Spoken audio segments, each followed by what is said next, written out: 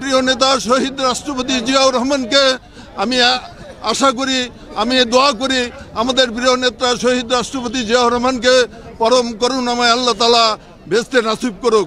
আমি একই সঙ্গে আমি আমাদের এই আগস্ট আন্দোলনে যারা শহীদ হয়েছেন তাদের আত্মার প্রতি, বিদেহী আত্মার প্রতি মাগফিরাত কামনা করছি এবং তাদের শোক সন্তপ্ত পরিবারের প্রতি সমবেদনা জ্ঞাপন করছি।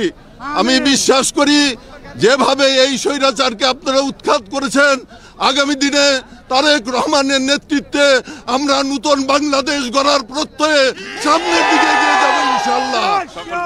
সকলকে ধন্যবাদ দিয়ে আপনাদেরকে সামনের দিকে এগিয়ে যাওয়ার জন্য আহ্বান জানাচ্ছি।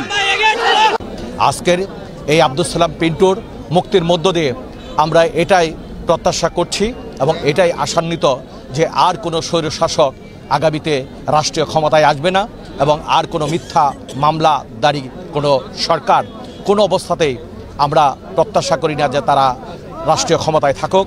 আগামী দিনে জনগণের ম্যান্ডেট নিয়ে, জনগণের ভোট নিয়ে দেশনায়ক জনাব তারেক রহমানের নেতৃত্বেই একটি সুষ্ঠু সুন্দর নির্বাচনের মধ্য দিয়ে জনগণের সরকার প্রতিষ্ঠিত হবে।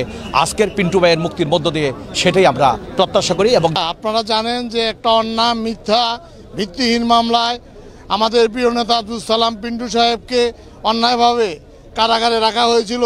ছাত্র জনতার আন্দোলনের মাধ্যমে আজকে গণতন্ত্র পুনরুদ্ধার হওয়ার কারণে আজকে আমাদের প্রিয় নেতা আল্লাহ রহমতে আইনি মাধ্যমে বেকসুর খালাস পেয়েছে।